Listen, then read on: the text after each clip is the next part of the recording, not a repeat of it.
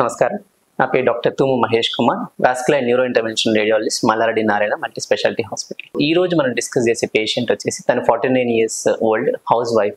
Good morning, नमस्ते. मेरा नाम सफूरा दरख्शां है और ये मेरे मदर है.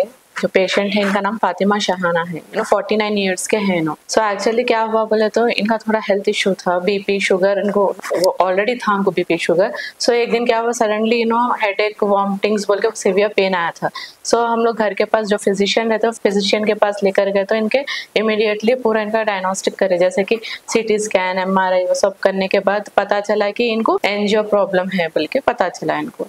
डॉक्टर क्या सजेस्ट करे थे फिजिशियन की इनको विद इन 24 hours में सर्जरी कंपलसरी कराना, नहीं तो इनका लाइफ रिस्क है बोल के बोले. तब वहां से हम लोग 3-4 हॉस्पिटल्स को गए तो वहां पर मम्मी को लेकर सेम प्रोसेस बोले कि कंपलसरी इनको एंजियो कराना कंपलसरी है, सर्जरी कराना कंपलसरी है. मगर वो लोग क्या बोले कि वहां पर बहुत ज्यादा रिस्की है, मतलब लाइफ का हम कुछ भी चांस नहीं देते आप लोगों को. और रही बात स्टंट का, कुछ उन लोगों को नहीं बोले, हम लोग को जैसे ओपन सर्जरी ऐसा हम लोग को बोले. कॉस्ट भी बहुत ज्यादा बताए. वहां पर गए बाद भी हमको प्रॉपर ट्रीटमेंट नहीं मिला. 8 days स्पेंड करे हम लोग.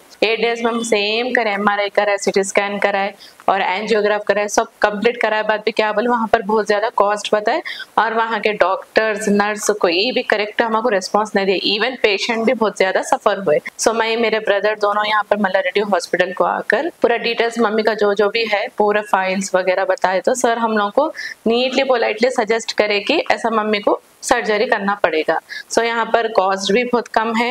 वो सर के बाद पे हम लोग ओके एग्री होके मम्मी को सैटरडे के दिन यहाँ पर ले लेके आए. इमरजेंसी मतलब हेडेक स्टार्ट हो गया था मम्मी को, इमरजेंसी लेकर आए तो इमीडिएटली सर वो लोग मम्मी को देखे, फिर 2 days ऑब्जर्वेशन में रखे, ट्यूसडे के दिन मम्मी का सर्जरी करे. So regular life style, sugar and BP patient అంటే హైపర్టెన్సివ్ పేషెంట్, రెగ్యులర్ మెడికేషన్స్ లో ఉన్నారు, తనకి నార్మల్ గా ఉంది life style, everything normal. So on sudden day she felt A severe headache, తలనొప్పి సివియర్ అంటే తన లైఫ్ లో అంత హెడేక్ చూసి ఉండదు విత్ వామిటింగ్స్. సో రెండు కలిపి తను ప్రెజెంట్ చేయడం జరిగింది. సో వాళ్ళు ఇమీడియట్ గా అక్కడ లోకల్ హాస్పిటల్స్ కి వెళ్ళారు. లోకల్ హాస్పిటల్ వెళ్ళిన వెంటనే వాళ్ళు ఇమీడియట్ గా ఫస్ట్ బీపీ ఎక్కువ ఉందని తన బీపీని తగ్గించి మెడిసిన్స్ తో తగ్గించి ట్రై చేశారు. తర్వాత ఇమీడియట్ గా సిటీ స్కాన్ చేశారు. సిటీ స్కాన్ చేస్తే అందులో కొద్దిగా బ్రెయిన్ లో కొంచెం బ్లీడ్ ఉందని తెలిసింది. ఎక్కువ లేదు కానీ కొద్దిగా ఉంది. సో ఆ బ్లీడ్ కారణం ఏంటని ఫర్దర్ గా సిటీ యాంజియోగ్రఫీ కూడా చేశారు. దానివల్ల ఏం తెలిసిందంటే న్యూరో అన్యూరిజం, అంటే బ్రెయిన్ లో ఏదైతే నరాలు ఉంటాయో నరాల నుంచి ఒక అన్యూరిజం, అంటే అన్యూరిజం అంటే ఏంటంటే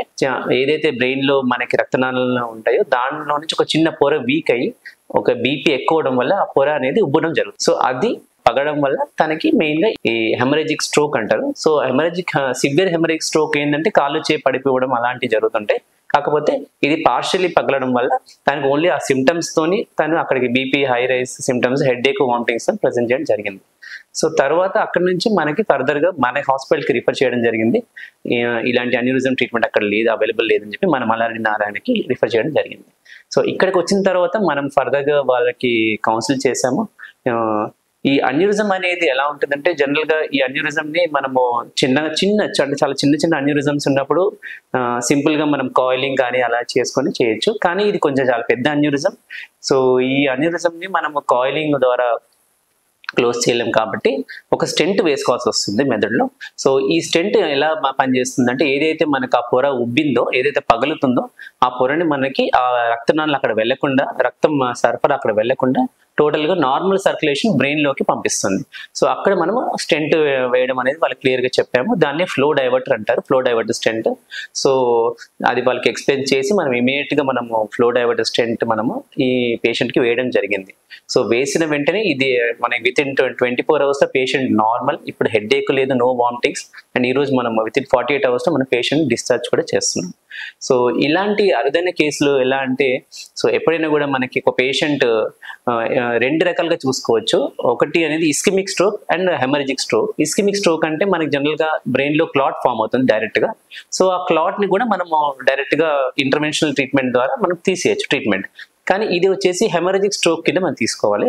హెమరేజిక్ స్ట్రోక్ అంటే మనకి సడన్ గా బ్రెయిన్ లో బ్లీడింగ్ అయ్యి ఎక్కువ శాతం బ్లీడ్ అయింది అనుకోండి, అప్పుడు న్యూరో సర్జన్ ఇన్వాల్వ్ అయ్యి ఆ బ్లడ్ ని తీసేస్తారు సర్జరీ చేసి. లేదు కొద్ది శాతం బ్లీడ్ అయ్యి పేషెంట్ కొంచెం స్టెబిలైజ్ అయిన తర్వాత మనము దాన్ని ఫర్దర్ గా ఎవాల్యుయేట్ చేసుకొని యాంజియోగ్రామ్ చేసుకొని బ్రెయిన్ లో ఒకవేళ ఇలాంటి ఏమైనా పొరలు ఈ రక్తనాళాల్లో పొరలు పెరిగాయి అనుకుంటే దానిలో మనము కాయిలింగ్ ద్వారా కానీ స్టెంట్ ద్వారా కానీ ట్రీట్మెంట్ చేసుకోవచ్చు. तो मतलब हम लोग को जो है क्या बोलते पॉजिटिव वे में बोले, बहुत ज्यादा डॉक्टर्स जो है हम लोग को पूरा नेगेटिव बोले, सर्जरी करे बाद सक्सेसफुल हो गया, सो मम्मी अभी अच्छे है. बहुत ज्यादा thanks to Mahesh sir. So ఇది లేటెస్ట్ టెక్నాలజీతోని మనము మల్లాడిలో నారాయణలో మనం చేస్తున్నాము అండ్ సక్సెస్ఫుల్ గా చాలా కేసెస్ చేసాము ఇంకా చేస్తూ ఉన్నాము with very much reasonable price when compare to other hospitals and with a successful post treatment recovery. Thank you.